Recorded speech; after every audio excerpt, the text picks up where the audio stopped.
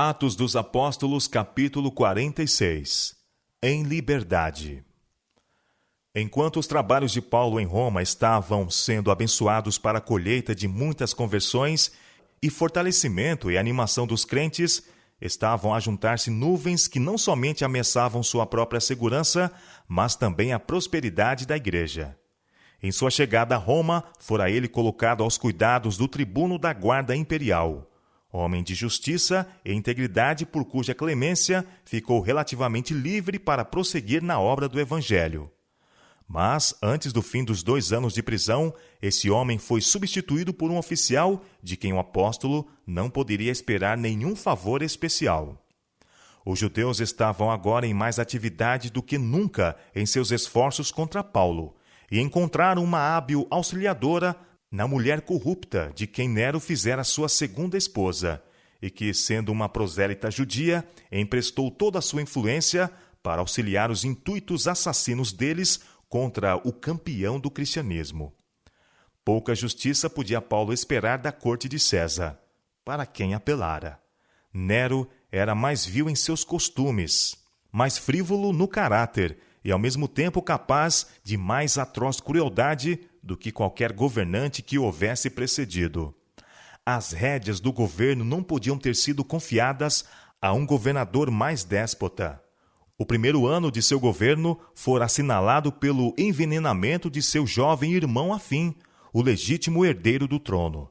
De uma a outra profundidade do vício e do crime, desceu Nero até que assassinou a própria mãe e, em seguida, a esposa. Não houve atrocidade que não perpetrasse, ato vil a que não se rebaixasse. A todo espírito nobre inspirava ele apenas aversão e desprezo.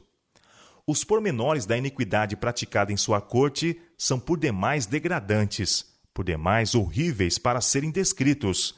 Sua desenfreada impiedade provocou asco e desprezo, mesmo a muitos dos que eram obrigados a partilhar de seus crimes. Viviam em constante temor quanto a que atrocidades sugeriria ele a seguir. Não obstante tais crimes, como os que Nero praticava, não ficava abalada a submissão de seus súditos. Era reconhecido como o governador absoluto de todo o mundo civilizado. Mais que isso, foi feito objeto de honras divinas e adorado como um deus. Do ponto de vista do juízo humano, era certa a condenação de Paulo perante tal juiz. Mas o apóstolo compreendia que, enquanto ele fosse fiel a Deus, nada teria a temer. Aquele que no passado fora o seu protetor, poderia ainda protegê-lo da maldade dos judeus e do poder de César. E Deus amparou seu servo. Ao ser Paulo interrogado, não foram sustentadas as acusações feitas contra ele, e, contrariamente à expectativa geral, e com respeito pela justiça inteiramente em desacordo com seu caráter, Nero declarou inocente o prisioneiro. As cadeias de Paulo foram removidas. Tornou-se novamente homem livre. Tivesse o seu julgamento demorado mais, ou fosse ele por qualquer motivo detido em Roma, e teria sem dúvida perecido na perseguição que então aconteceu. Durante a prisão de Paulo, os conversos ao cristianismo se tornaram tão numerosos que atraíram a atenção e despertaram a inimizade das autoridades.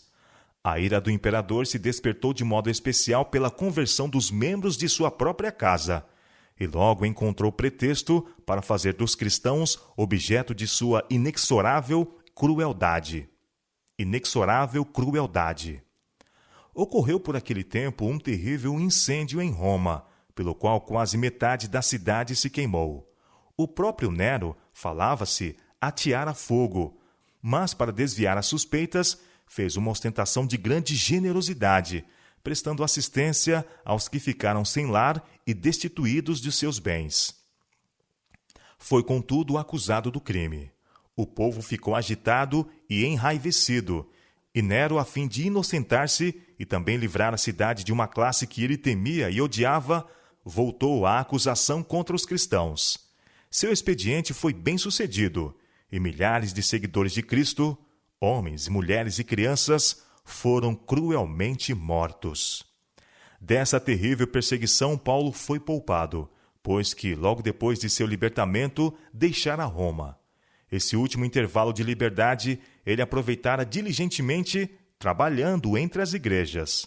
Procurou estabelecer uma união mais firme entre as igrejas gregas e orientais e fortificar o espírito dos crentes contra as falsas doutrinas que estavam a entrar sorrateiramente para corromper a fé. As provações, as ansiedades que Paulo havia suportado despojaram-no de suas forças físicas.